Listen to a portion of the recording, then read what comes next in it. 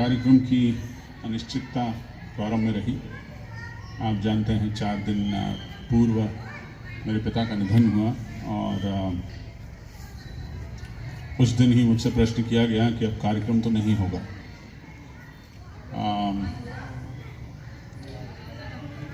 उस दिन निर्णय करने की स्थिति में था नहीं और पर अगले दिन ये निर्णय किया कि पिता होते तो क्या करते।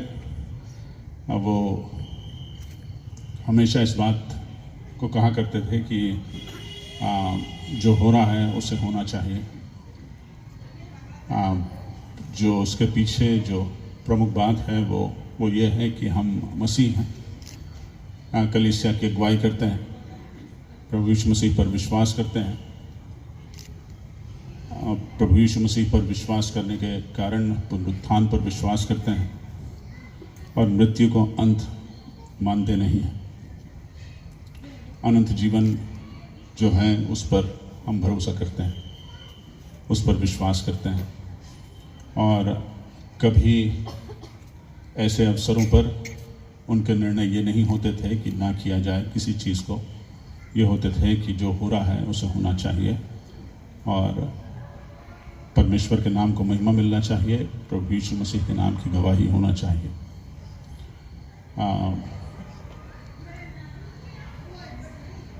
तो निर्णय यही हुआ कि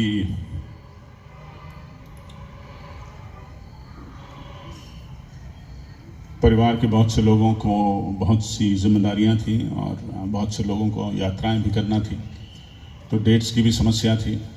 पर जो बात है वो ये है कि अगर पीड़ा जो है ऐसे समयों पर और कठिन जो दौर है उससे होकर हर कोई गुजरता है। वचन में हम पढ़ते हैं तो प्रभु यीशु मसीह भी गुजरते हैं। जब लाजर का निधन होता है तो ये मानव स्वभाव है, पर किसी की व्यक्तिगत पीड़ा या किसी परिवार की व्यक्तिगत पीड़ा से सारे बच्चे जो अभ्यास कर रहे हैं, जो खुश हैं, जो उत्साह मना रहे हैं, जो उत्साह मनाना चाहते हैं, उस उत्साह को रोक दिया जाए ये उचित नहीं है। तो कार्यक्रम जो है वो हो रहा है, सीमित समय में होता है। आप जानते हैं बच्चों में बहुत उत्साह है और वो बहुत उत्साह से उन्होंने अभ्यास किया है। कार्यक्रम को मैं बोझल बनाने नहीं चाहता, इसलिए ये बात जो कहना थी वो अभी कह दे रहा हूँ। हम यहाँ खुशी मनाने आए हैं, उत्साह मनाने आए हैं, प्रभु यीशु मसीह के जन्म की खुशी मनाने का जो उत्साह है उसे आगे बढ़ाने आए हैं और इस कार्यक्रम के माध्यम से हम लगातार ये करने का प्रयास करते हैं। आपके बच्चों ने बहुत उत्साह से इसमें हिस्सा लिया है। वो खुश रहते हैं हमेशा जब यहाँ आना होता है। मुझे खबर मिलती है कि बहुत पहले से तैयार हो जाते हैं कि गाड़ी आने वाली है और इंतज़ार करते हैं कि कब हम लोग जाएंगे और कब हम लोगों की प्रैक्टिस होगी। खुशी के साथ, उत्साह के साथ यहाँ वो उपस्थित होते हैं और वो हम सभी के वर्ष भर की हाईलाइट होता है कि ये बच्चों के कारण ये पूरी बिल्डिंग पिछले कई दिनों तक उनकी आवाज़ से गूंजती है। पिछले दिनों जो संस्था के साथ घटित हुआ वो आप सब उससे भी परिचित हैं और बहुत से बच्चे, लगभग 100-125 बच्चे जो हमारे पास हुआ करते थे वो नहीं हैं। उनके बिना भी ये कार्यक्रम हो रहा है, पर सीमित साधनों में, सीमित बच्चों के साथ, पर बहुत उत्साह के साथ सारी तैयारियां हुई हैं और बहुत सीमित समय में हुई हैं। तो मैं आपसे निवेदन करता हूं कि बच्चों का उत्साहवर्धन कीजिए। कार्यक्रमों के पश्चात तालियां बजाने में कंजूसी मत कीजिए, उनका उत्साहवर्धन कीजिए। जब भी वो आपके पास आते हैं आपको उनकी तारीफ़ करना पड़ेगी। उन्होंने प्रैक्टिस तो बहुत अच्छी की है, आज क्या कर पाते हैं ये बच्चे हैं। हम जानते हैं कि इसकी गारंटी नहीं होती कि प्रैक्टिस अच्छी होगी या फाइनल जो होगा वो अच्छा होगा, पर जो कुछ होगा खुशी के साथ होगा। धन्यवाद देती हूँ आपकी उपस्थिति के लिए और सबसे पहले परमेश्वर को धन्यवाद देती हूँ कि इतने समय के बाद आज फिर से ये मौका मिला कि हम परमेश्वर के इकलौते बेटे प्रभु यीशु मसीह के जन्म के उत्सव को हम मना सकते हैं। धन्यवाद देती हूँ आप सभी बच्चों के माता पिताओं के लिए विशेषकर, क्योंकि उनके बिना ये कार्यक्रम अधूरा है और संपन्न ही नहीं हो सकता। पर आप सभी ने अपने बच्चों को इतने एग्ज़ाम के समय में, कठिनाई में, और मौसम भी इस बार विपरीत था, लेकिन आप लोगों ने भेजा और उन्होंने जम के तैयारी भी की है और मुझे पूरी आशा है कि आप लोगों को वो पसंद आएगा। और मैं आप लोगों को हृदय से धन्यवाद देती हूँ कि आप लोगों ने उन्हें भेजा एग्ज़ाम के समय में भी, और बहुत से पेरेंट्स तो उन्हें खुद लेकर के आते हैं, खुद लेने जाते हैं, तो मैं उनको हृदय से धन्यवाद देती हूँ। और ज़्यादा समय नहीं लूँगी, बहुत सारी बातें विवर्त ने बोल दी है यहाँ से, और पिछले दिनों की परिस्थितियों से आप सभी वाकिफ़ हैं। और धन्यवाद देती हूँ उनके अपने हस्बैंड को भी उनके इस निर्णय के लिए कि जैसा वो डैडी सोचते थे, डॉक्टर एस.एल. लाल, उसको उन्होंने कायम रखा। और याद करती हूँ, बहुत सारी बातें हो चुकी हैं, हम सुन चुके हैं, लेकिन बहुत सारी बातें मैंने भी उनके जीवन से सीखी हैं। और जैसा कि प्रार्थना में भी बोला और विवर्त ने भी बोला, तो मैं रिपीट नहीं करूँगी, लेकिन आज हम उन्हें मिस कर रहे हैं। छोटी सी बात कहूँगी, 10 मिनट का समय लूँगी, और उसके बाद फिर हम कार्यक्रम में आगे बढ़ेंगे और बच्चों के कार्यक्रम को हम देखेंगे। जिसके जीवन में कोई तनाव ना हो, कोई टेंशन ना हो, हम सभी के जीवनों में तनाव है, दबाव है, प्रेशर है, कोई ना कोई कारण है जिसमें हम उलझे हुए रहते हैं। किसी को एग्ज़ाम का टेंशन है, किसी को बीमारी का टेंशन है, छोटे छोटे से बच्चों को भी आजकल टेंशन होता है, तनाव होता है, स्कूल का होता है। कई बार जो बच्चे हैं बुली करते हैं, बड़े बच्चे हैं, उनका तनाव होता है, स्कूल जाने में डर लगता है। कुछ ना कुछ चीज़ें हमारे जीवनों में जुड़ी हुई हैं जो हमें परेशान करके रखती हैं। जैसा कि पिछले दिनों हमने देखा, अपनों के दूर चले जाने का दुख, आर्थिक परेशानी, बहुत सारे ऐसे तनाव होते हैं। हर तरफ समस्या, परेशानी, दुख, दर्द, किसी के जीवनों में भी शांति नहीं है।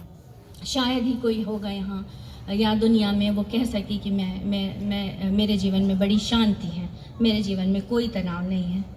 फिर भी हम इस संसार में शांति को ढूंढते हैं और हम इस संसार से ही उम्मीद करते हैं कि शांति हमें यहीं मिलेगी, और संसार की ही चीज़ों में हम अपनी शांति को ढूंढने का प्रयास करते हैं। अगर हम ऐसा करते हैं तो हम गलत सोचते हैं और गलत चीज़ को ढूंढ रहे हैं, गलत दिशा में जा रहे हैं।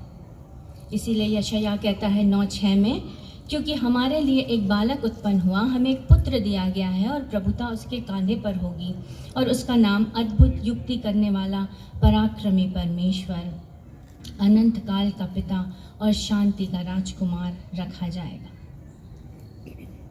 अद्भुत, वंडरफुल, वह जो हमारा प्रभु यीशु मसीह है वो है अद्भुत। वो हमारे जीवन की निरस्ता को दूर करता है और जीवन को एक्साइटिंग बनाता है, रोमांचक बनाता है और अबंडेंट करता है, भरपूर कर देता है हमारे जीवन को।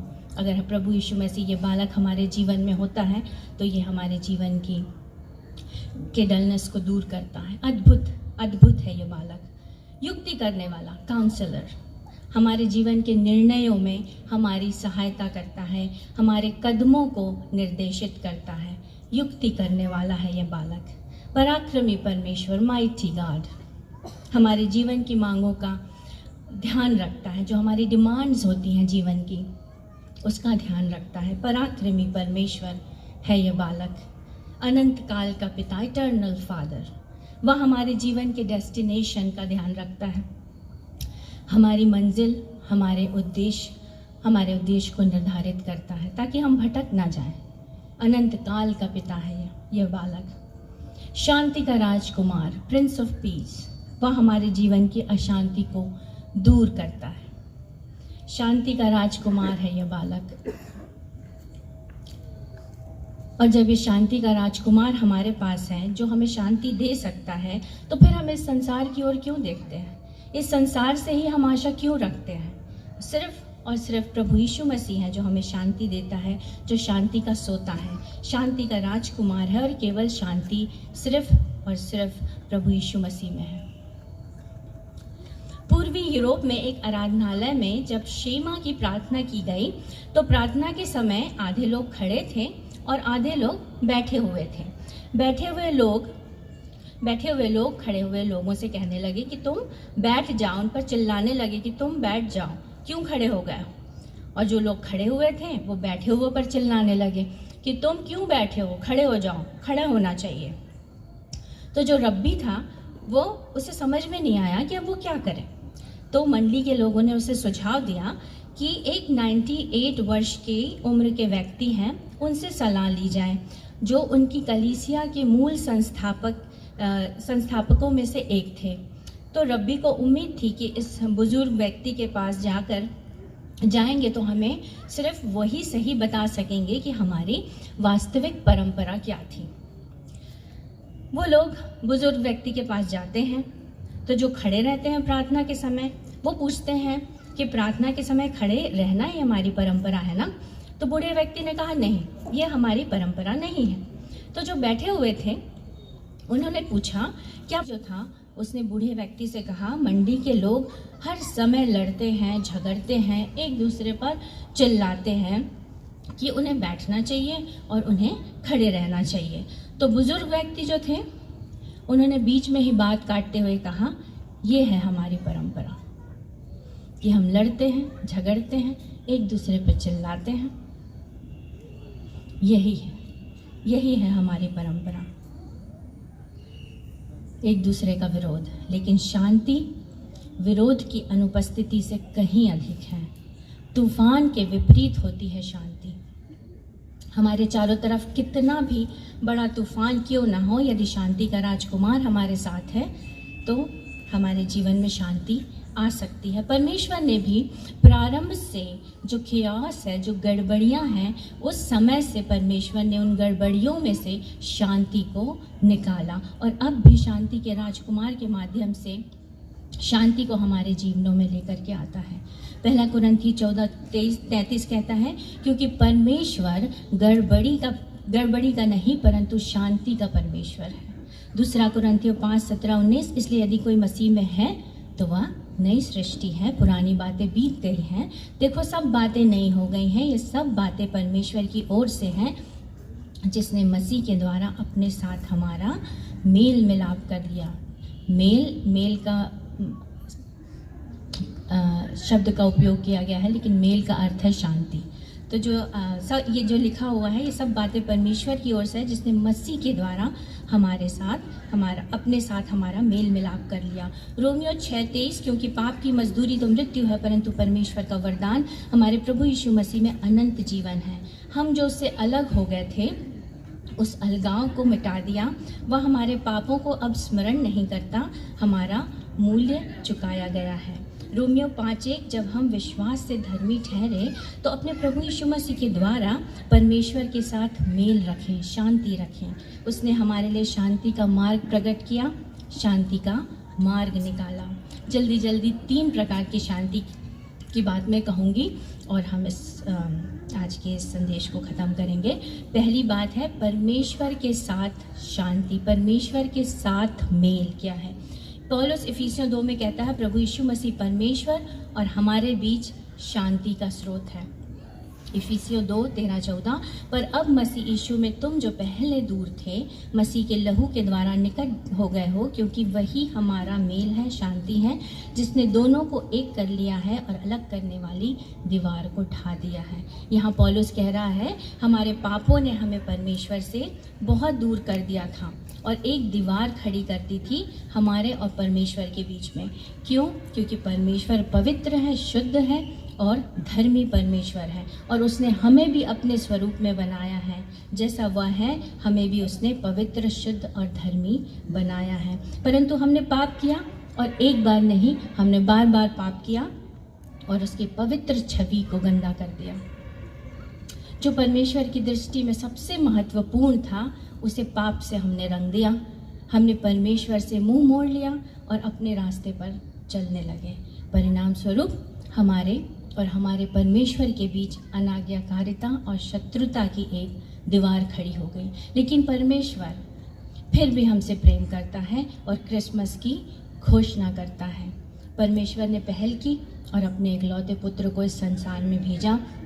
उसके माध्यम से उस दीवार को उसने ढा दिया और हमें परमेश्वर के पास वापस लौटा दिया। यही परमेश्वर के साथ हमारी शांति है कि हमारे उस दीवार को प्रभु यीशु मसीह ने ढा दिया और हमें परमेश्वर से वापस मेल करा दिया। ये है परमेश्वर की शांति। यदि प्रभु यीशु मसीह शांति का राजकुमार हमारा उद्धार करता है, तब यही एकमात्र रास्ता है और कोई दूसरा रास्ता नहीं है कि हम परमेश्वर के पास पहुंच सकें। तो सिर्फ और केवल प्रभु यीशु मसीह है। अगर आप डॉक्टर के पास जाएं, आपका ब्लड टेस्ट हो और डॉक्टर आपसे कहे कि आपको डायबिटीज़ है, डॉक्टर कहेगा आपको इंसुलिन लेना चाहिए जिससे आप एक सामान्य जीवन जी सकेंगे, तो शायद आप पूरा जीवन इंसुलिन लेंगे। लेकिन यदि आप कहें कि नहीं, मैं इंसुलिन नहीं लूँगा और कुछ दवाई और बताएं और दूसरी दवाई बताएं मुझे, तो और मैं इंसुलिन नहीं लूँगा, तो डॉक्टर कहेगा क्योंकि कोई और दवा इसका इलाज नहीं है, सिर्फ और सिर्फ इंसुलिन ही इसका इलाज है और सिर्फ इंसुलिन ही इसका एकमात्र इलाज है। उसी तरह हमारे पापों का भी एक ही इलाज है। प्रभु यीशु मसीह ही एकमात्र रास्ता है परमेश्वर तक पहुंचने का और वही परमेश्वर की शांति है। दूसरा, हमारे आपस में बीच में शांति, आपस की शांति। इफिसियों 2:17-19, उसने आकर तुम्हें जो दूर थे उन्हें जो निकट थे दोनों को मेल मिलाप का सुसमाचार सुनाया। यहाँ पौलुस कहता है कि यहूदियों व अन्य जातियों के बीच विभाजन था, दुश्मनी थी। सिर्फ प्रभु यीशु मसीह लोगों के बीच में, राष्ट्रों में, जातियों के बीच में शांति, एकता और भाईचारा ला सकता है। वो सिर्फ और सिर्फ प्रभु यीशु मसीह है। इज़राइल के बैतलहम में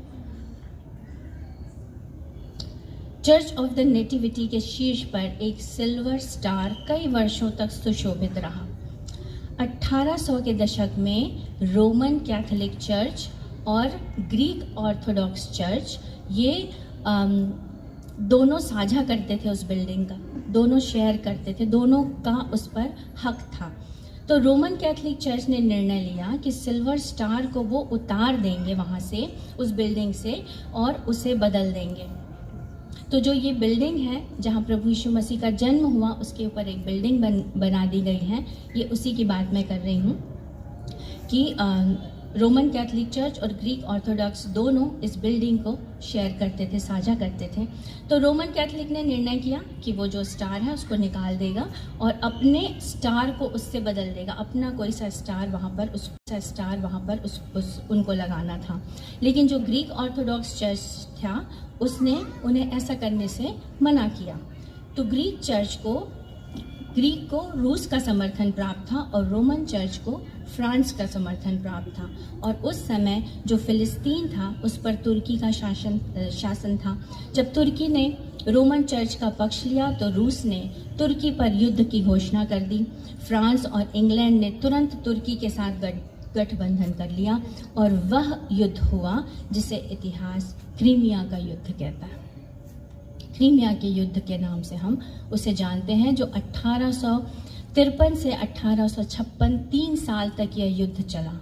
इस युद्ध के अंत में उस स्टार को नीचे उतार दिया गया। प्रभु यीशु मसीह के जन्म के स्थान पर युद्ध होता रहा, हमेशा ही वहाँ पर युद्ध होता रहता है। सच तो यह है कि लोगों की आपस में नहीं बनती, लोग लड़ते झगड़ते हैं, एक दूसरे की आलोचना करते हैं, एक दूसरे को नीचा दिखाते हैं। हमें शांति मेल मिलाप के साथ रहने में कठिनाई होती है। जबकि शांति के राजकुमार ने क्या कहा? एक दूसरे से प्रेम रखोगे तभी तुम मेरे चेले ठहरोगे। तीसरी बात, अपने आप में शांति, अपने अंदर शांति। आगे पौलुस कहता है हम अपने आप में शांति के साथ रह सकते हैं। इफिसियों 1:14, वह उसके मोल लिए हुओं के छुटकारे के लिए हमारी मिरास का बयाना है कि उसकी महिमा की स्तुति हो। यहाँ पौलुस पवित्र आत्मा की बात कर रहा है। वह कहता है पवित्र आत्मा एक हमारी जमा राशि है जो हमारी विरासत की गारंटी देता है। जब तक कि परमेश्वर के लोगों को उद्धार नहीं मिल जाता तब तक वो हमारी गारंटी लेता है, परेशानियां देता, तकलीफ समस्याएं देता है। इस दुनिया में किसी भी चीज़ की गारंटी नहीं है, लेकिन आपके पास विरासत की गारंटी है। और इस संसार में ऐसी कोई शक्ति नहीं है, न ऊपर न नीचे न दुनिया भर में कोई शक्तिशाली चीज़ नहीं है जो इस विरासत को आपसे छीन सकती है। आप सुरक्षित हैं परमेश्वर के पास, और हमारी विरासत है स्वर्ग में परमेश्वर के साथ हमेशा के लिए। हमारे पास एक घर है, एक स्थान है, एक जगह है जो हमेशा हमेशा के लिए सुरक्षित है। इस बात से हमारे दिलों में शांति आना चाहिए। ये जो गारंटी है, इस बात से हमारे दिलों में शांति बनी होना चाहिए हमेशा। चाहे हमें बड़े से बड़े तूफ़ानों से हम घिरे रहें, लेकिन इन तूफ़ान में हमें शांत और स्थिर रहना है, क्योंकि ये गारंटी हमारे पास है कि हम परमेश्वर के साथ सुरक्षित हैं। बिली ग्राहम बताते हैं एक छोटे से पक्षी के बारे में जो समुद्र तट के किनार की दरार में बैठा हुआ है। तेज़ हवाएं चल रही हैं, लहरें चट्टानों से टकरा रही हैं, तेज़ बारिश हो रही है, लेकिन चट्टान में यह छोटा सा पक्षी बैठा हुआ है जिसका सिर उसके पंख से छुपा हुआ है, और वो इन सब बातों से बेखबर है कि बाहर और उसके चारों तरफ क्या हो रहा है।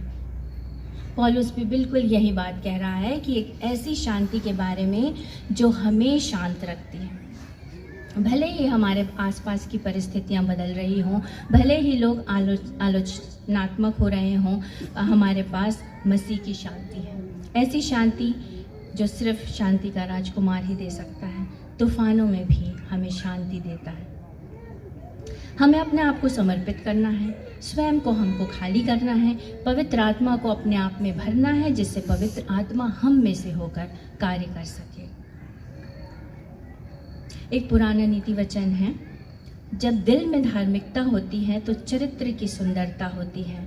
जब चरित्र की सुंदरता होती है तो घर में सम्मान होता है।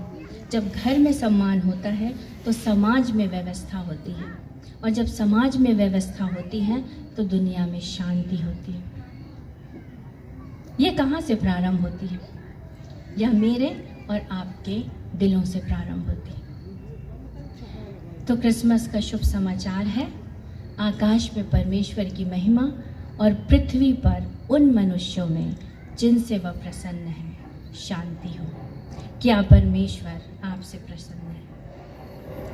इस बार हम कोशिश करें और अपने जीवन में उस शांति को ढूंढने का प्रयास करें। चाहे कितना भी तूफान हमारे जीवन में आए, हम शांत रहने का प्रयास करें। उस शांति के राजकुमार का हाथ हम थामे रहें। परमेश्वर हम सबों को आशीष दें। जल्दी से मैं बता देती हूँ कौन कौन से प्रोग्राम होने हैं आज। तो सबसे पहले क्रिसमस का एक डांस होगा प्राइमरी के बच्चों के द्वारा, देखो आई है रात क्रिसमस की। और उसके बाद फिर एक डांस होगा इट्स क्रिसमस, जो नर्सरी के छोटे बच्चों के द्वारा होगा। और एक गाना होगा ग्लोरी के द्वारा। और क्रिसमस ड्रामा एक होगा जिसमें हम देखेंगे कि अवसर को कैसे हमें बहुमूल्य समझना है, जो हाई स्कूल और मिडिल स्कूल के बच्चों के द्वारा होगा। फिर एक गरबा डांस है आज दाऊद की नगरी में। फिर एक विशेष गीत होगा, और फिर आखिरी में एक और डांस होगा जो कि वेस्टर्न क्लासिकल है, जो कॉलेज की लड़कियों के द्वारा होगा। और आखिरी में बच्चे जो मिलकर गाना गाते हैं वो एक आखिरी गाना होगा। तो आइए हम चलते हैं और अपने कार्यक्रम को प्रारंभ करें।